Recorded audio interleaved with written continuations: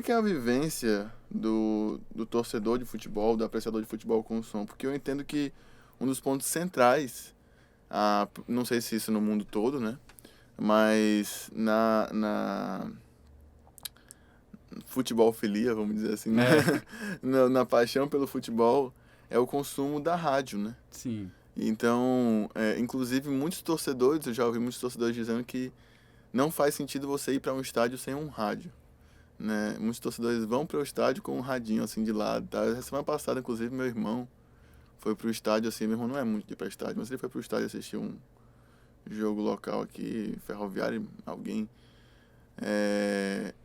e foi com um rádiozinho com o sogro dele, assim. Ele nem é de pra estádio e tal, mas assim, foi com aquele rádiozinho, aquela coisa Foi tradicional, né? bem típica, assim, né? E tem esse consumo do rádio, né? Assim, tem esse consumo sonoro, né? Além do consumo visual, né? Especialmente porque no estádio você nem sempre consegue ver muito bem, né? O rádio ele está diretamente ligado ao futebol, à história do futebol brasileiro, né? As primeiras Copas do Mundo foram transmitidas aqui no nosso país a partir do rádio. Uhum. Então, muitas pessoas não assistiram a Copa de 50, só ouviram o relato do gol do Gija contra o Brasil lá, que calou 200 mil pessoas no Maracanã.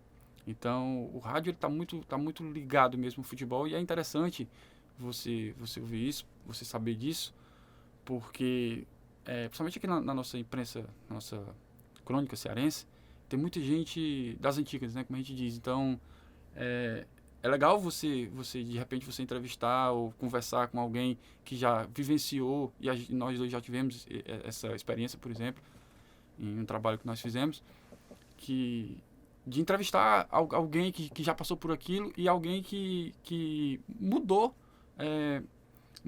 a reação do torcedor. Então, assim, o rádio ele muda muito a reação do torcedor. Quando eu era criança, que eu ia pro estádio, tinha um narrador, tem ainda um narrador, que ele dizia lá um jargão, e quando ele dizia, a torcida ficava... Quem era? Era o Gomes Farias. Sim. Né? Eu tô Ceará, né? E aí, quando eu ia pro estádio e tal, e aí, quando eu era criança, que eu ia pro estádio, eu ficava lá com meu pai com o radinho, e ele dizia, alô, Gandaia Alvinegro, é o Ceará ou não é? Aí eu só vi o pessoal, e eu não entendi o que era. Sim. Porque eu não tava ouvindo rádio, meu pai que ouvia. E aí, o pessoal, quando eu vi aquele... Aí eu olhava assim, né? Eu achava estranho, assim, caramba, o que é isso, né? Sim. E assim, era tipo assim, umas 10 vezes durante o jogo. E depois, já o tempo passando e tal, e eu passei a ouvir mais rádio, eu passei a acompanhar o trabalho do Gomes Farias. E aí eu percebi que ele fazia aquilo para poder empolgar a torcida. Uhum. Em determinado momento ele percebia que o jogo não estava positivo para o Ceará de alguma forma, e ele dizia, a torcida se empolgava a partir do que ele falava. Então, assim, essa ligação rádio e torcedor, ela é muito forte mesmo, inclusive até hoje. Até hoje, assim, eu trabalho eu, além de torcedor, eu também trabalho no Ceará, né? Então, assim, a gente tem contato direto com o pessoal da rádio, e a gente vê o dia a dia deles, vê o trabalho deles, e a gente vê que aquilo dali, eles conseguem transmitir o jogo de uma forma diferente. Se você ouvir o jogo na rádio, o jogo que você escuta na rádio, ele é diferente do jogo que você escuta, que você assiste na TV. Sim, você fica muito mais nervoso. Você fica mais nervoso, muito a velocidade é outra, é diferente, o ritmo é outro. Nossa, tem comparação, porque você não está vendo. Então ele está passando uma emoção, ele está te colocando ali dentro do jogo. E é interessante também, não sei se tu já chegou a perceber isso, mas tem uma coisa que eu sempre percebi quando eu era criança e até hoje, quando eu estou no estádio, eu sempre vejo, quando acontece um gol, seja do time que for, Ceará, Fortaleza, Ferroviário, o repórter lá, em questão, ele pega o microfone e levanta. Ele está atrás do gol e levanta, para captar o som da torcida, o barulho, o grito do gol, né? Eu nem sei se ele precisava fazer aquilo. Sim. Mas é um gesto tradicional já que ele levanta. Tipo, vai ter um pênalti, ele já está aqui. Teve um gol, ele levanta. Então, assim, é muito interessante, porque se você for ouvir uma narração de gol, você percebe que o narrador ele para quando ele grita gol.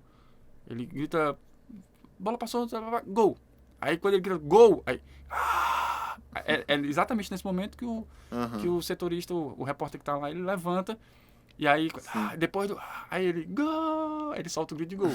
Então é um roteiro ali já bem... Um roteiro audiófilo, né, basicamente. Exatamente. E aí, quando eu era criança, por exemplo, quando eu passei a ouvir rádio e eu passei a perceber isso, eu ficava em casa narrando o jogo, eu sentava de frente à TV, pegava uma folha de papel, enrolava e tal, e simulava o microfone. E eu fazia exatamente esse processo. Quando eu narrava aqui, quando saiu o gol, eu baixava o volume da TV, né? Quando acontecia o gol, aí eu mesmo fazia o... Aí eu continuava com gol.